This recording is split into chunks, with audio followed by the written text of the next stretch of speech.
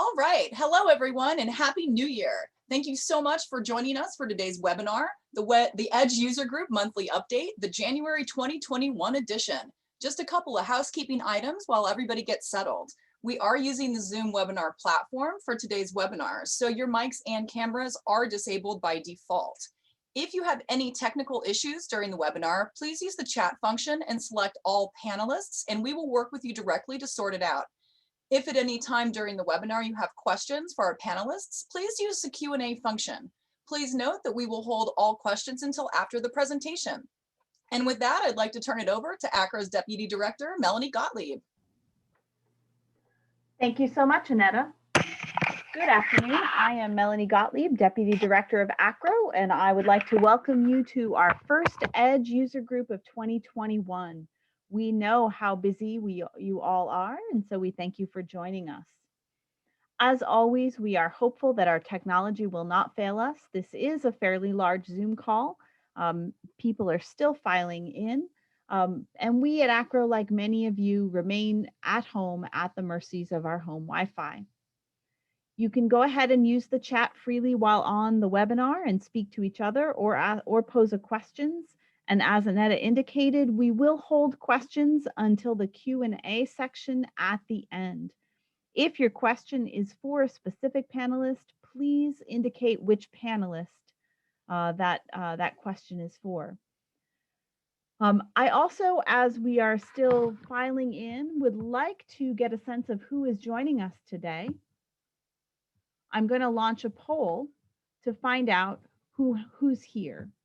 So I'm going to go ahead and launch that poll.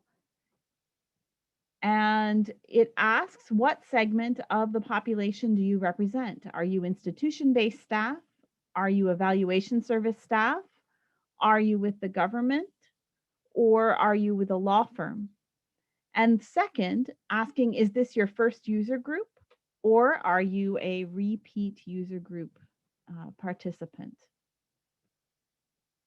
And we're going to just give that a couple, maybe about 15 more seconds. It looks like most people have gone ahead and answered the poll. And I'm going to go ahead and close it, and I'm going to share the results. And it looks like most of you are institutional staff, so welcome. We hope that you're getting ready for your students to return. And it looks like we are about 50-50 almost in terms of repeat user group members. So thank you for that. And I am now going to introduce Jasmine Saidi Kunert. She is the chair of the IESC, and she is also founder and president and CEO of ACEI. Jasmine? Thank you, Melanie, and hello, everybody, and Happy New Year. It's a pleasure to be with you here again in the beginning of this year for our EDGE User Guide webinars. For those of you who are new to this webinar, I serve as chair of the International Education Standards Council, which is the IESC, and this is the body that oversees the country profiles and the credential advice that you find in the EDGE database. Joining me today on the panel are three of my colleagues who serve on the IESC. We have with us Nancy Katz, who's the Director of the Evaluation Services in Chicago. We have Emily Say, who's also Director of Evaluations at IERF in California. And we also have Robert Watkins from University of Texas, Austin. And on the screen, you will see additional members of our council, but who will not be joining us today, but they may be listening in. But these are the wonderful people that I have the honor and pleasure of working with for the EDGE database. The IESC, for those of you who may not be familiar, is a volunteer assembly of experienced professionals who are familiar with credential evaluations and international admissions. Our members are either working at U.S. higher education institutions, as well as private credential evaluation services. We have each authored country profiles and have been part of several research projects that have culminated in publications that have been sponsored by ACRO and NAFSA. So you can be confident that the recommendations that are presented in the EDGE database are carefully vetted, discussed, and discussed even more amongst us, and they represent the varied viewpoints held within higher education. This also applies to the grading scales and the credential advice that you will refer to in EDGE. We meet twice a month, and this is the opportunity we get to actually flesh out some of the credential questions that come to us. We also discuss these issues on a regular basis via email. And how we address topics that are presented to us typically come to us by EDGE subscribers who encounter a credential they may not find in the database, or may find up-to-date information that we require to, that they submit to us that we require to review and consider to update and refresh the information on the countries. So we really value the EDGE users for your input, and we appreciate your submissions of new documents. So feel free to send these queries to the EDGE email address that you have, and it will always come to our attention. Today, we have put together on the agenda a number of issues that we are tackling. Some of them have been completed, some of them are works in progress, and my colleagues and I will touch on those countries in the upcoming slides. So as you can see, on the slide we have right now, these are the country profiles on research updates. These, we had already addressed these in our past webinar, but we'd like to bring this to your attention in case you missed it. We have a number of white papers that are now available for your review. There's the Cuba project white paper that's available. The country profile for EDGE has been completed. It's currently under review. This is the section where particularly the credential advice that has to be reviewed and voted on by the members. The Cuba country profile for EDGE also has been completed under review. And one of the big projects that we have completed is prepared by the IESC fellows. And you will learn more about this fellowship program as the webinar progresses by Melanie. But our fellows have been assigned a project, and it has to do with the offshore medical schools in the Caribbean. And they're put together a comprehensive list of these institutions and their accreditation status. And we look forward to releasing this information to you in the coming weeks. So this is it from the kind of the big projects that IESC has been engaged in. And I guess the next step would be to look into the countries that we will be discussing with you today. So we have Ireland, Thailand, Republic of Korea, Mexico, and Spain. And the first country, Ireland, has to deal with the secondary grading scale. And my colleague, Emily Say, will be offering you the update on this. Emily? Hi, good morning, everyone, or good afternoon, wherever you may be. So one query that our group recently received was about the new grading scale for the Irish Leaving Certificate.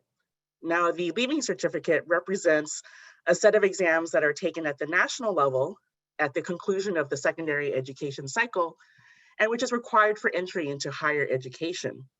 And what happens is that the universities, together with the Department of Education and Skills, looked at how the transition between secondary education and higher education can be improved. And one of the things that they looked at was the assessment scheme. Next slide, please. So previously, prior to 2017, as you can see here in the chart, it was a 14-point grading scale. So they had A, B, C, D, E, and F. And then for certain of those letter grades, they were further divided into subcategories. So A was further split into A1 and A2. B was further split into B1, B2, and B3, so on and so forth. And it was determined that these micro levels, if you will, weren't necessarily meaningful to the higher education institutions in terms of looking at a student's achievements and their abilities. And they felt that it didn't do much for the learner experience either. So they decided that in 2017, they would introduce a new grading scale, and it became an 8-point grading scale instead, from 1 through 8. 1 being the highest and 8 being the lowest. Now, if you see an H before it, it's referring to the higher subjects. And if you see an O before it, it's referring to the ordinary subjects. Now, on the leaving certificate examinations, at minimum 5 subjects are required. Most take 6 to 7 subjects, and universities like to see among those subjects a minimum of 2 higher subjects. And as the name would suggest, higher subjects are those that are studied at a more in-depth level. On to the next slide, please. So you have H1 through H8 and O1 through O8. And the percentage ranges they represent are the same. So for example, H1 and O1 are both 90 to 100. H2 and O2 are both 80 to 90, so on and so forth. But there are slight differences in terms of the lowest passing grade for the higher subjects and the ordinary subjects. So it will depend on the level. The O6 represents the lowest passing grade. So we have from O1 through O6, and we converted it to the US equivalent of A plus A, B plus B, C plus C accordingly. And O7 and O8 are failing grades. So this is what was subsequently placed in the EDGE database for Ireland. Now the higher level subjects, again, the percentage ranges are the same, but H7 is still passing for the higher subjects. When we looked at the ordinary level subjects, O6 was the lowest passing, but for higher, it's H7. So now you'll see with H7 being a D grade instead for the US educational equivalent. And those are the grading scales and the Irish Leaving Certificate for you. On to Nancy. Good afternoon. I'm going to talk a little bit about the grading scales from Thailand. An EDGE user had a question about why we didn't have US equivalencies for Thailand, which we actually were surprised as well. However, we did do, as we always do, is we research what the question is to make sure that it's not an error or just to rectify and put the correct information out. And next slide, please, Drew. And the question was on the secondary school system as well as post-secondary. This slide now has indicated the US equivalency grades. If you do have the ACRO NAFSA book on Thailand from 2000, which is in the EDGE database from 2000, this corresponds to the grading scale recommended by the authors on page 8 for the secondary school education. Next slide. We also did not have the US equivalency grades for post-secondary education. This is an abbreviated correction of the website on the EDGE website for Thailand. This is also listed on page 41 of the 2000 book on Thailand. But if you also go into the EDGE database, it does give a little bit more detailed information for a number of schools, which are very few, like 3 to 5 schools that do indeed have a different grading scale.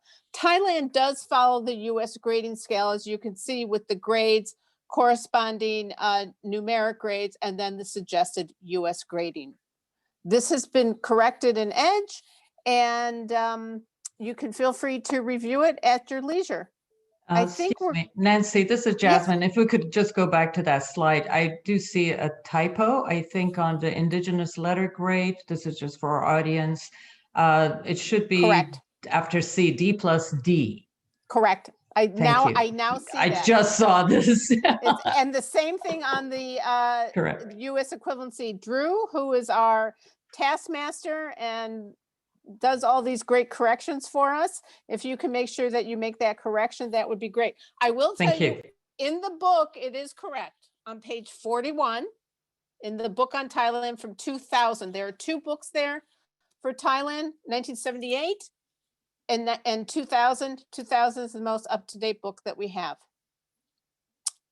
Next slide and next speaker for South Korea. Yes, thank you, Nancy. This is Robert Watkins. I'm going to chat a bit about the next 2. First, we have Korea.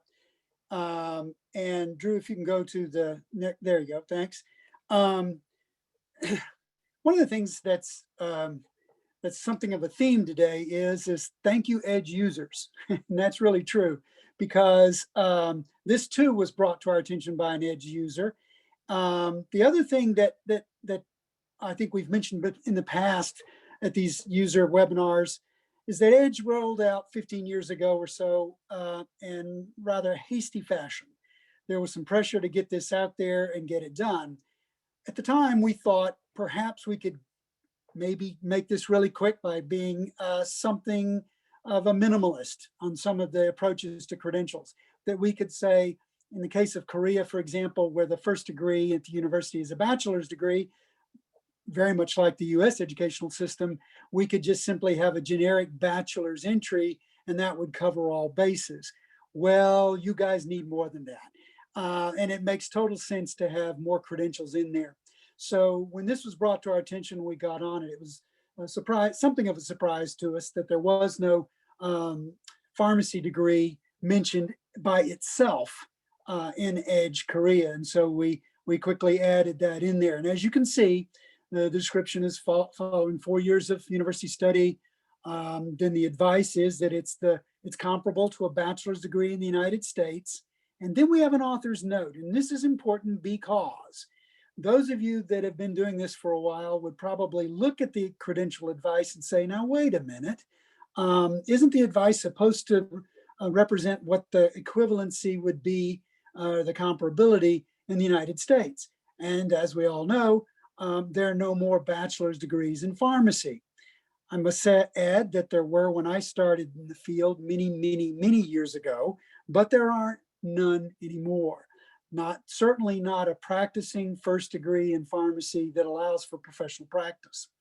And so we had to be careful as we did this, because the practicing degree in pharmacy in the United States now is the PharmD. UT Austin, for example, has a great school of pharmacy with one of the earliest PharmD programs in the country. And so we had to be careful that we couldn't give this the result of first professional degree in pharmacy, even though it is in Korea, because there is no Bachelor of Pharmacy in the United States. There might be some pharmaceutical studies out there, Bachelor of Pharmaceutical Studies or Pharmaceutical Sciences, but there is no B-Pharm anymore.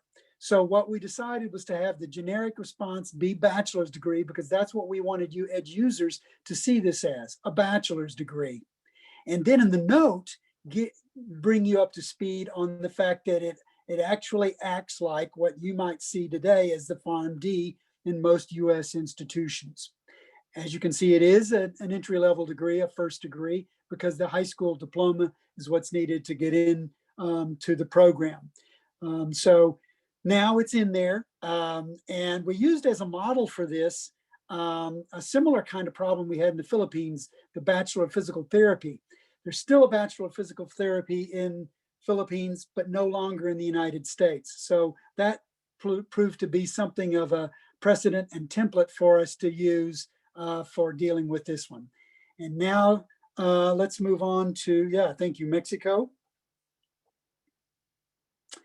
And here, as most of you know, technical education alongside academic education exists all over the world.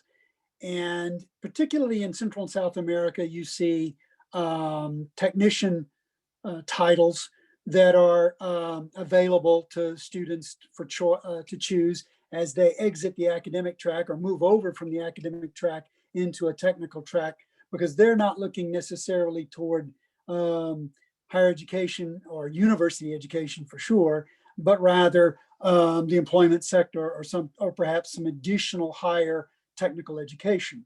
In any case, in Mexico, which is a little more developed than Korea because we get a lot more Mexican students and also professionals coming in to the credential services than in other countries. And so it was a surprise to us when an edge user wrote in and said, there's no post-secondary level Técnico entry in Mexico. And sure enough, they're right. We have one, interestingly enough, for the middle school diploma, the Técnico Nivel Medio.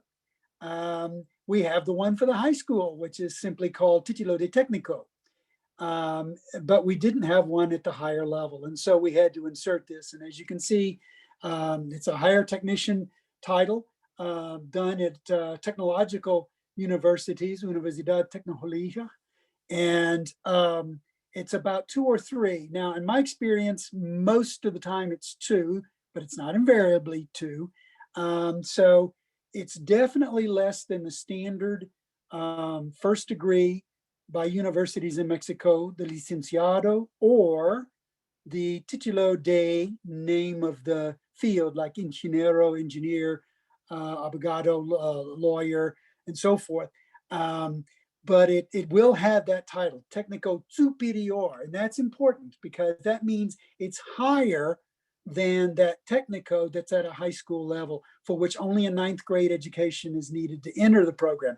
Here you have to have the Bachillerato, as you can see, the Bachillerato, or more often Bachillerato Técnico, and then it's 2 years beyond that. So you would be considering giving the 2 or the 3 years of credit that however long the program lasts when you look at it for a course by course evaluation. And with that, I'm going to conclude. And now we want to move on to, thank you, Spain. And I believe that is Jasmine. Yes, thank you, Robert. Okay. Thank you. All right. This credential, which is entitled Título de Técnico Superior, was received by my company for evaluation. And what I like to do always is when I see something that we don't find in our archives, was to also refer to the EDGE database on Spain, and found that this credential was not listed. As you can see, the circle section, that's the title of the diploma. On the left-hand side of your screen, the language is Basque, and on the right hand, it's Spanish, and the diploma does bear the name of the King of Spain, which makes this an official credential. So the question we had was, is this a secondary level, an upper secondary, or a post-secondary credential? Our applicant had presented to us proof of having completed a vocational upper secondary program. And then subsequent to that, they studied 2 years, after which they received this Título de Técnico Superior. May we move to the next slide, please? And so what we have done, this is still a credential in progress. It has not yet been voted by the IESC, so it hasn't yet been uploaded to the EDGE Spain country profile. But this is kind of to help you understand how we gather information and how we present it. So this is something that we will be reviewing based on the research that I will offer to the IESC. What we have found now is that the duration of the program is in fact 2 years. It does require for admission completion of upper secondary vocational cycle, which is known as the Grado Medio de Formación Profesional. And the research that we did led us to a document called the Boletín Oficial del Estado. And this is the official bulletin of studies issued by the Spanish Ministry of Education, Culture, and Sports. And I found this via the NUFIC, which is the Dutch nonprofit organization that is involved in international education. And the link is in this on this slide. So through there, I went to the ministry's bulletin, and found that this particular credential is classified with the other post-secondary university level documents, meaning the Título Técnico is a first level credential, then after that is an undergraduate degree, then a master's degree and a doctorate degree. So it was not, the ministry does not classify this as a non post-secondary credential or some sort of ancillary qualification. So the recommendation that I'm presenting to the members of the council is to recognize this 2-year program as a 2-year post-secondary with credit to be awarded on a course-by-course basis. But I just wanted to share with you a sample of a document that we've received.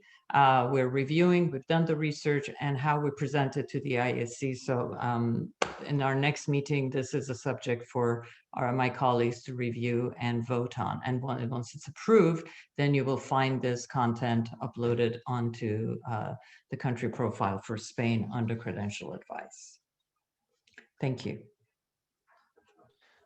And in addition to adding in those new grading scales and adding in those new credentials, another thing that's been recently added into EDGE is some information on how to use some of the new tools. Last year in July, we did switch over to our new format. It's EDGE 3.0, and there are a bunch of new features. There's a new credential search feature. There are bookmarks that you can use to keep track of substantive updates, meaning updates to credentials or new advice or new grading skills that have gotten added in there. And with those bookmarks, you're notified when you log in of any changes that have happened since the last time you logged in. We put together a series of videos so that you can have a better understanding of how to best use those new features. You can see those here. One of the big ones that people like to reach out and ask about is how to find the recognition status of a particular institution. We've even put together a video to give you some suggestions on best practices there. One of the things that is also new is there's a brand new interface for how you're going to access and log in and make changes and edits to who at your institution or at your evaluation agency or at your law firm, who has access to the information within EDGE. And so we put together kind of a how-to video there as well. You can check out more of that at acro.org/edge/user guide. We've also got some frequently asked questions on another page that you may want to take a look at as well.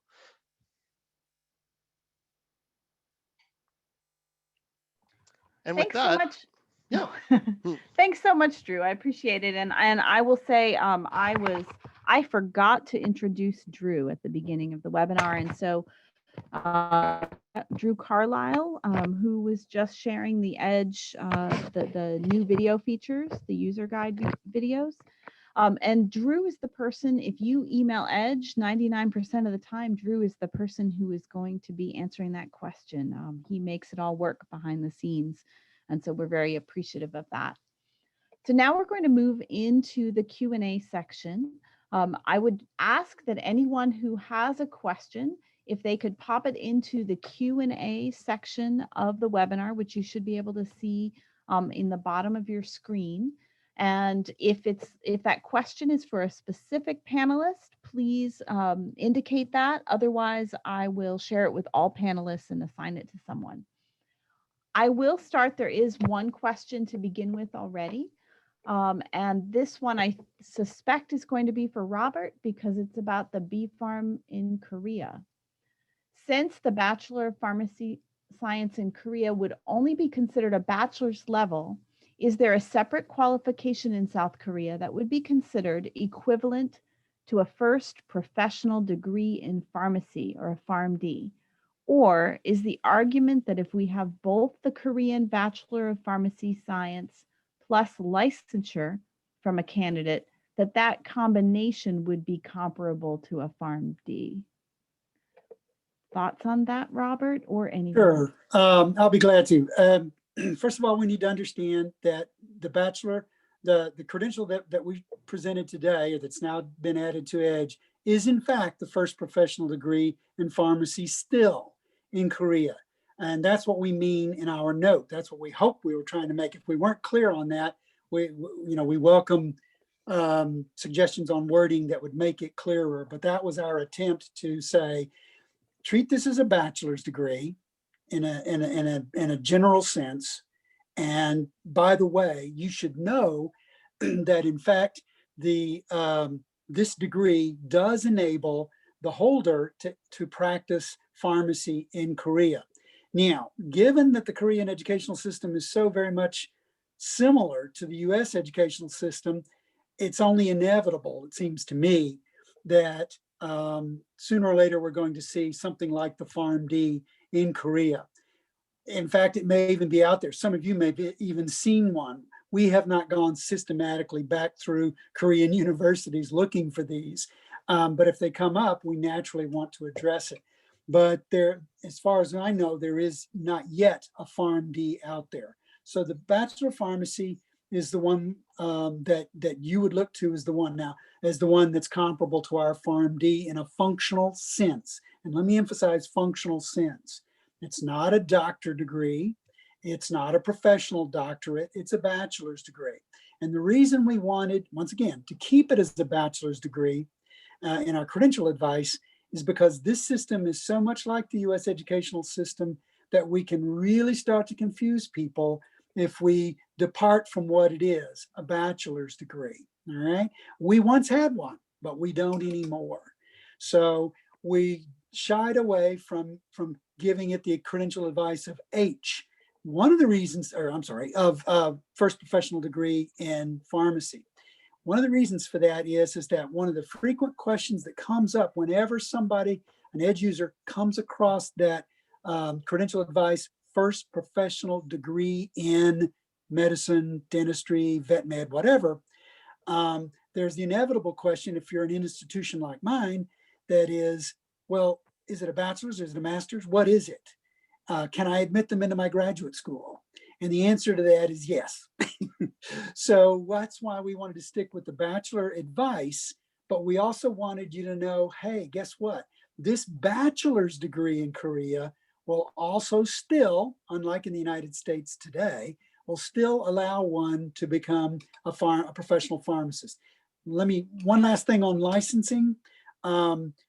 Licensing is something that certainly takes place in the United States. You don't get to practice your professional degree that was awarded to you by, say, the University of Texas, just because you got the degree.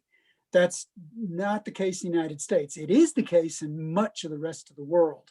And so we shy away from getting into the licensing piece because even though that's done here, that's not necessarily done out there. Certainly there are exceptions. Philippines comes immediately to mind, but we didn't want to confuse the issue by throwing the licensing piece in there. Thanks, Robert. All right, a few more questions. Here's a question about Latin America. It says, we often see different diplomados after completion of a BA. Would you consider them equivalent to graduate coursework? And if so, is there a minimum length for them to be considered graduate equivalency? Anyone? Melanie, I'll be happy to answer that. This is Jasmine. Good question. I think that as a rule, we should always have the following tips in our back pocket. Always find what the minimum requirement for admission is to the program that you're evaluating. So if you are in possession of a diploma, even though you may have a credential prior to that you deemed to be comparable to a bachelor's degree, for the diploma, make sure that the entrance criteria is that first degree. If you find that the entrance criteria is less than the first degree, for example, it may require completion of upper secondary education, senior high school, then that program will not be considered comparable to a graduate level credential.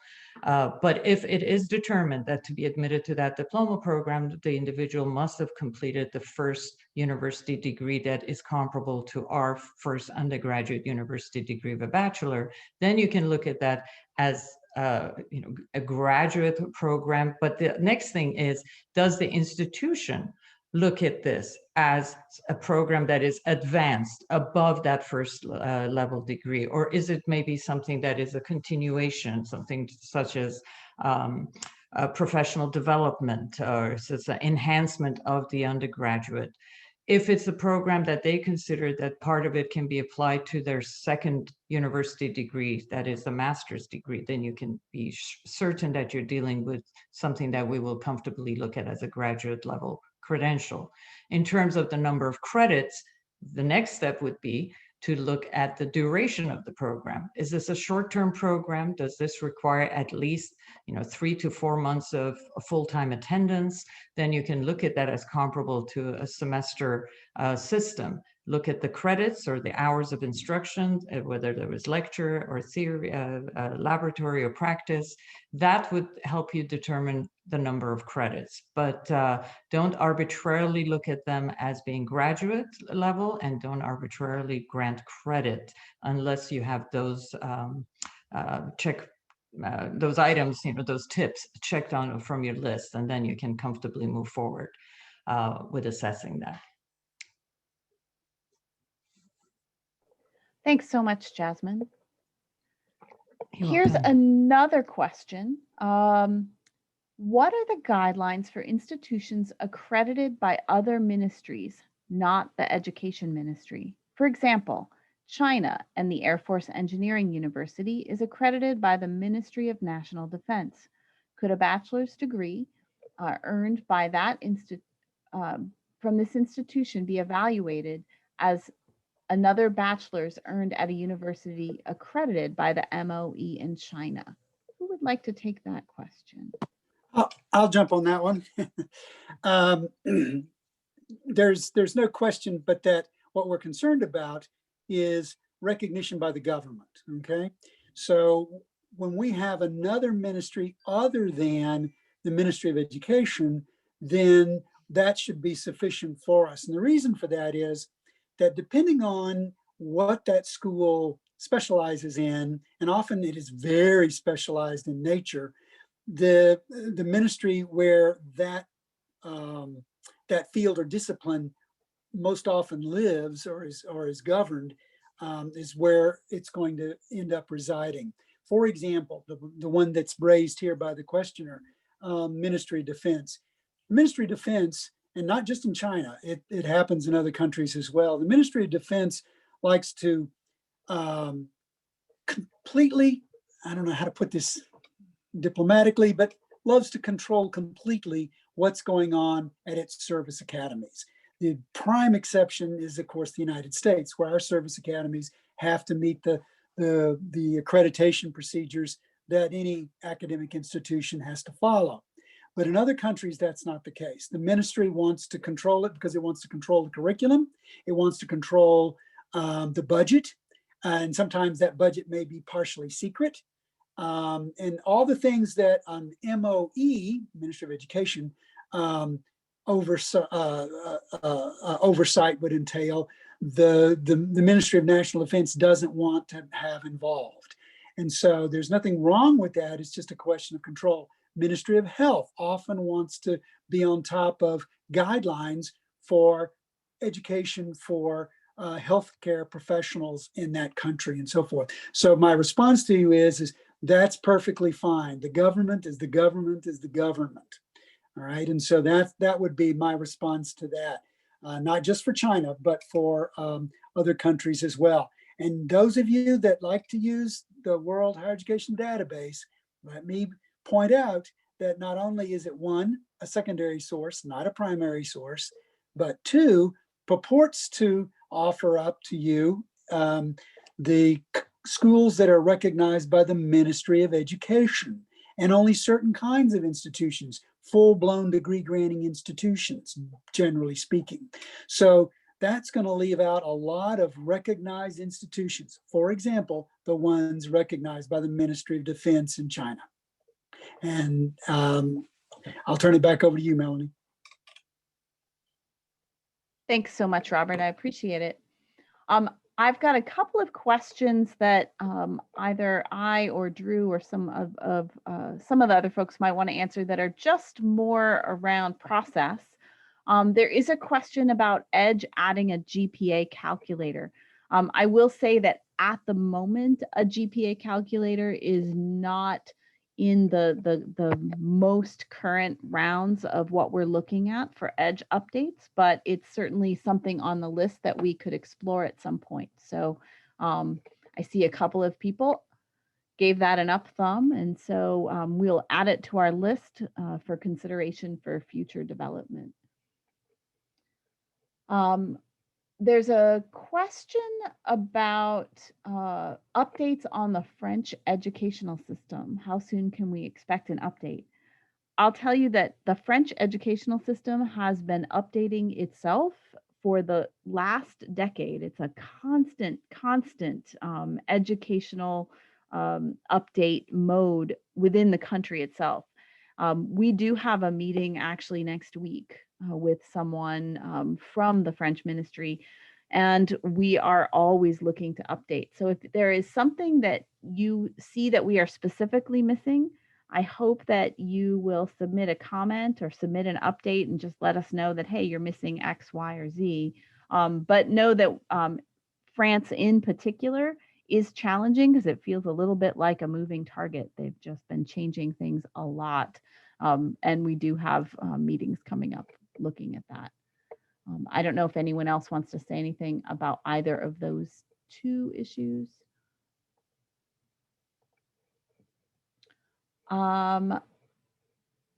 There's also a question that I'm going to punt over to Drew about, are credentials supposed to be listed in chronological order? I noticed under Columbia, for example, the bachelor's degree was listed after the professional degrees. Drew, do you want to talk a little bit about searching for credentials in credential order? Yeah, absolutely, Melanie. So in the new Edge, if any of you were users of the previous version, you'll recall that there were about 10 credentials listed on each page, and you would tick through when you needed to find a new credential. For anyone that is unfamiliar, that's not intimately familiar with an education system, it may have been difficult to figure out precisely where that credential was going to find chronologically.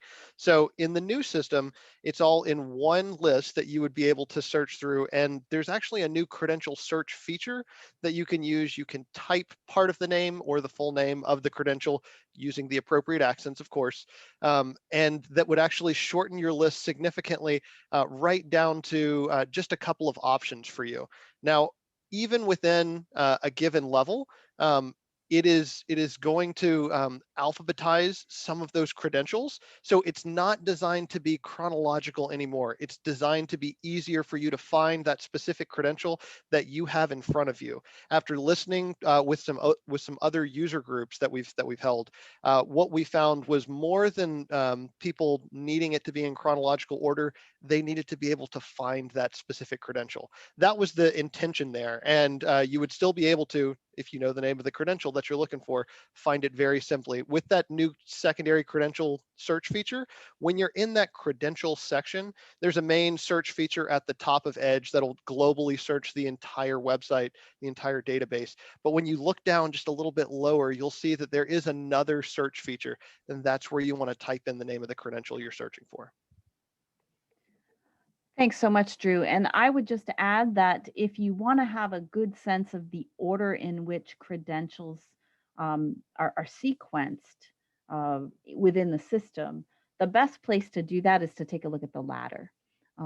We know that students tend to fall into educational pathways.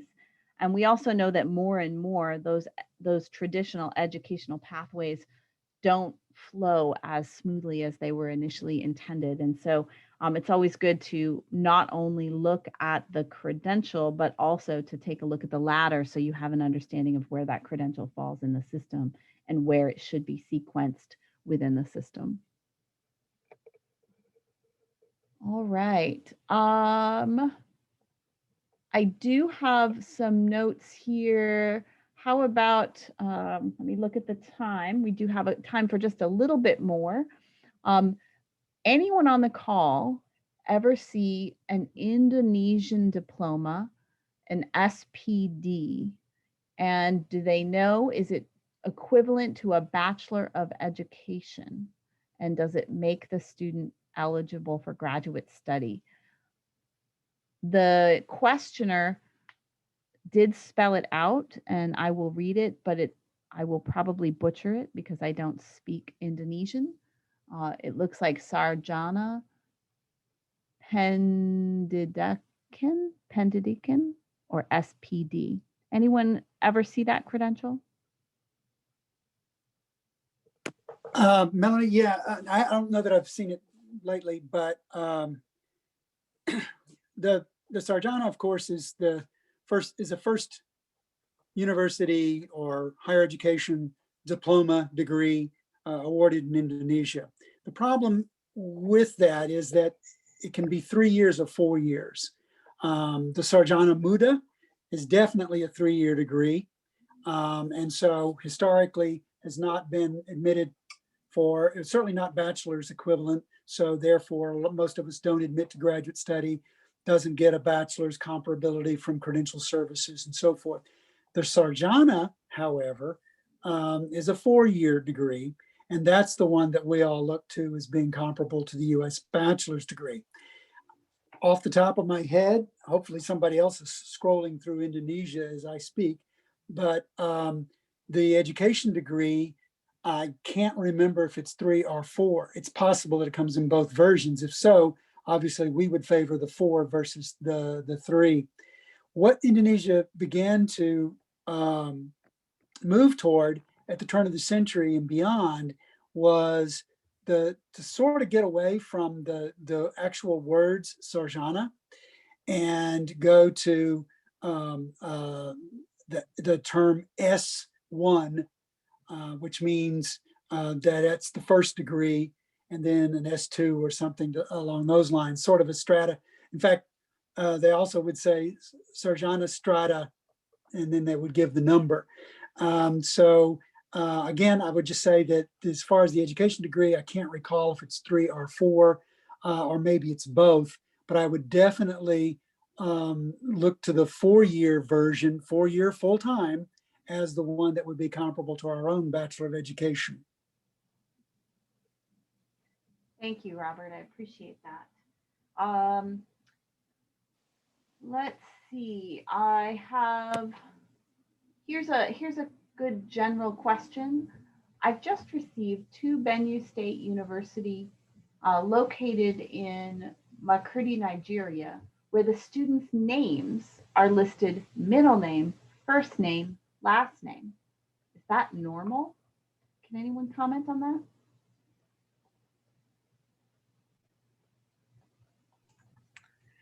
This is Jasmine.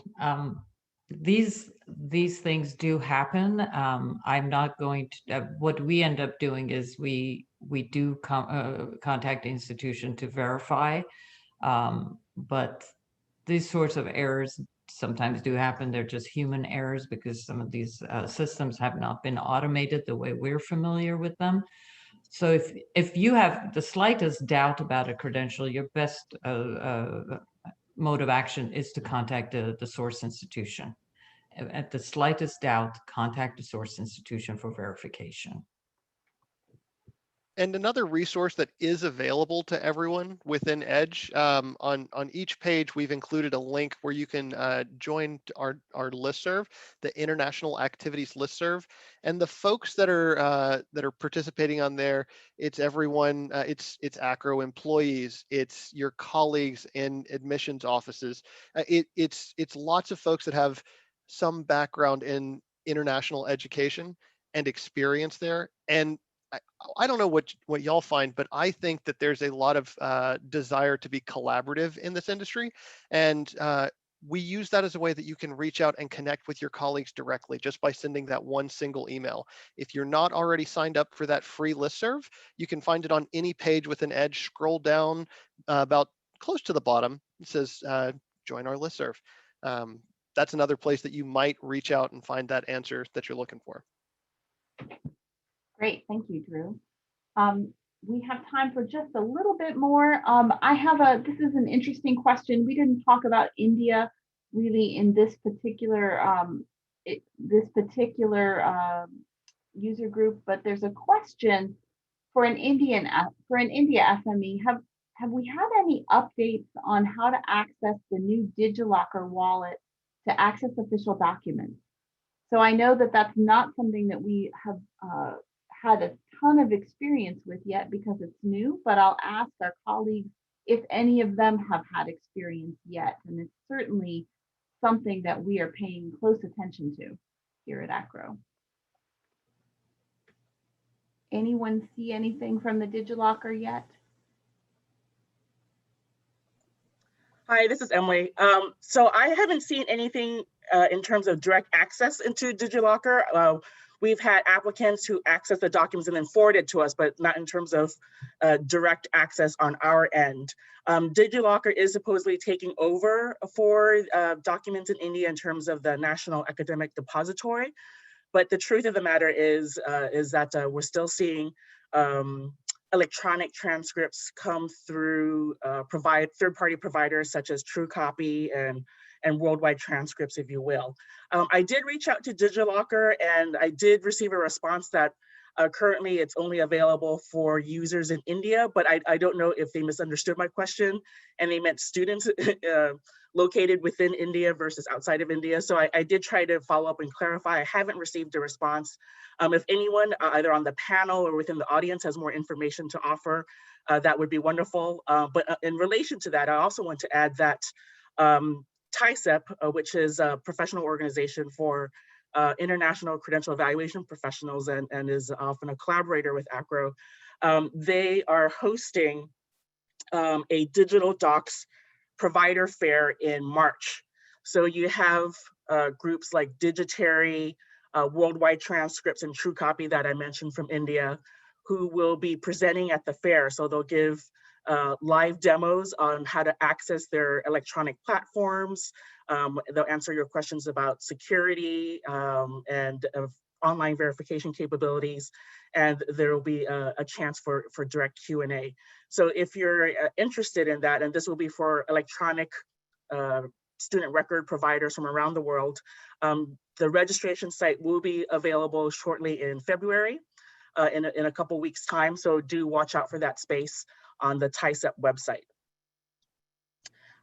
What I'll do is I'll put that information in the chat.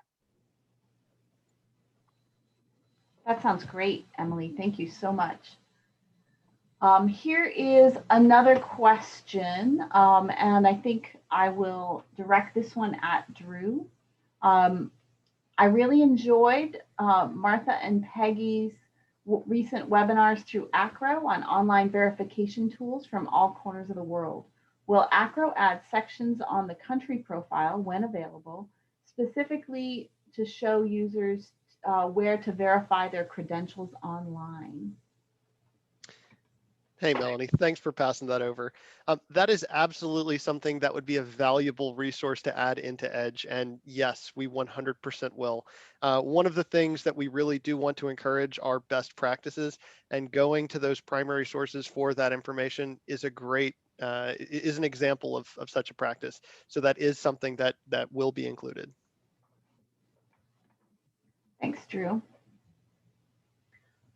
Here's another question. When evaluating UK A levels, do the subjects differ much between examination boards? In other words, is a math A level basically the same, regardless of whether the student took the Cambridge International CIE or the University of London, Excel, Pearson, etc.? Anyone want to talk about exam boards and standardized curriculum in the UK? Hi, this is Emily again. So yeah, there are a handful of exam boards that offer A-level subjects.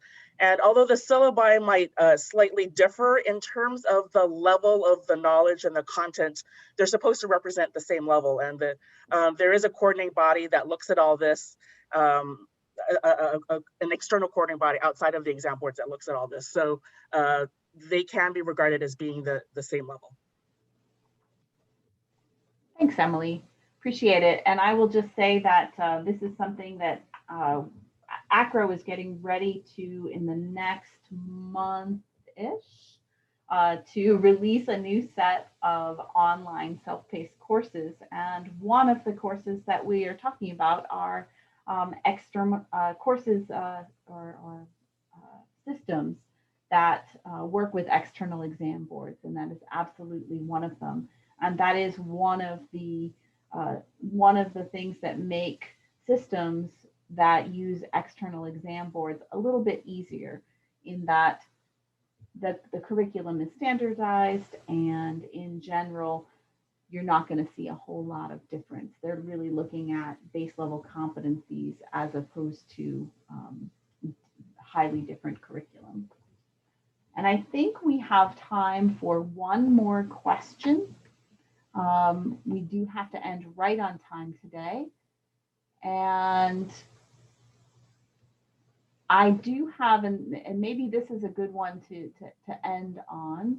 I do have a question about vocational qualifications. And I'm not going to read the whole question because it's quite lengthy, but I'd like to get a sense from some of our colleagues on the call about your thoughts about vocational qualifications and how when we might start to think about adding those into EDGE.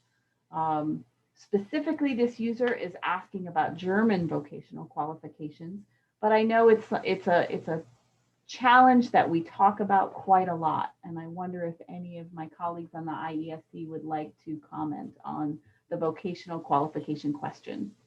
Sure, Melanie, I'll start, and if somebody else wants to jump in, but real quick, as far as Germany's concerned, those, I guess I thought they were going to be in there, but I'll be glad to go back and look and see, because they are an integral part of the German educational system. It's called a dual system, where you segue over from 9th or 10th grade and you go into the Berufsschule and so forth. So we really need to have those in there. To the question generally, it can kind of depend. And what's important to us is when those vocational credentials definitely segue or crosswalk with the academic portion and are just simply a technical form of the same level of academic education, then we want to be sure that those are included in there. What we don't want to include, at least for the moment, would be those that are professional training, which tend to be purely for professional development for a job and so forth, and have no academic standing. They're not done under academic auspices. They're not controlled by Ministry of Education and others. This is where we might be more worried about a non-education ministry being in charge, such as one for skills training and development, because it's nothing wrong. I mean, it's still the ministry. But what's important here is what kind of training is it, and what is it meant to do in country? That's kind of my sort of overall take on it. And I'll turn it over to others. Hi, this is Emily. Yeah, with regard to the question specific to Germany's example, the difficulty is when you do reach vocational qualifications that go into the post-secondary or tertiary level, but they're still on the vocational track, if you will. And I know there can be disappointment if credit isn't recommended, academic credit specifically. And that's because we look at how it's oriented and regarded in the country of study. And when there's a clear distinction made, it's not regarded as a university level credential, for example, it wouldn't be given transfer credit or access into graduate school in Germany, then we simply wouldn't recommend academic credit for those. This includes those credentials that come from the crafts guilds, the chambers of commerce and such. Thank you so much, Emily. And I think we're going to end the questions right now because I have a couple of more announcements I'd like to share, and we'd like to end right on time. So I want to call your attention to the Gloria Nathanson Research Fund for International Education. If you are someone who is interested in embarking on an international education research project, we do have these research grant awards of up to $1,000 that can help support research expenses, whether that's travel, materials, or any other direct costs. The kinds of projects that we have funded in the past are updates to EDGE profiles, substantive country updates, white papers on subjects of interest, or anything else that you might pitch that is within this circle. And so be creative. If you are interested, if you have a project you'd like to pitch, I hope that you will go online to acro.org and look for the Nathanson Research Fund and apply. Additionally, the IESC Fellowship Program, which Jasmine talked a little bit about at the beginning of the session, is now open for new fellows. The submission deadline is February 22nd. We will make the appointment by March 15th, and that appointment will start at our annual meeting, March 28th to 31st. The length of the fellowship is approximately 18 months.